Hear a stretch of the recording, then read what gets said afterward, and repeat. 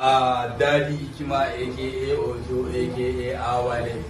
Masoya ina sanar da ku cewa an ɗora ran episode 13 wato yau ita ce ranar da muka kawo muku complete season 1. Next week ma haɗe domin ka ga season 2 sabon abubuwan da za a yi inda lalle sai na kawo ƙarshen gwaldin da kuma sa'ai ma da kuma wannan 'yan sandar da take nunan tana so na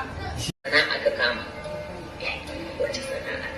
kin gare tun dama dai ko wanda bai bi jariya ba kin ce da ta kika ci dai ba bai taɓa man ƙarya ba ko ba ka bane ba yanzu ma ba zan fara ba ba zan yi mace ƙarya ko su ne ba rayuwa ta duniya gaskiya magana ta Allah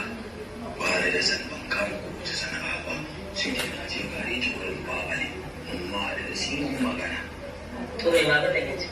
cewa ni dama ita dama a naske ne ga wuce gareji ina son ka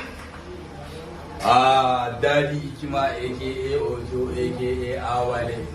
Masoya ina sanar da ku cewa an ɗora ran episode 13 wato yau ita ce ranar da muka kawo muku complete season 1. Next week ma haɗe domin ka ga season 2 sabon abubuwan da za a yi inda lalle sai na kawo ƙarshen gwaldin da kuma sa'ai ma da kuma wannan 'yan sandar da take nunan tana so na